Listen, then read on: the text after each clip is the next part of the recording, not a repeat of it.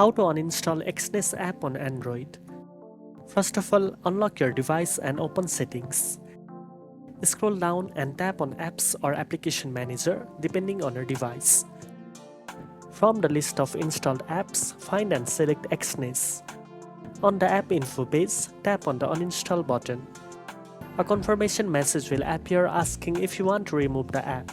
Tap OK or uninstall to confirm. The app will be deleted from your device and all related files will be removed automatically.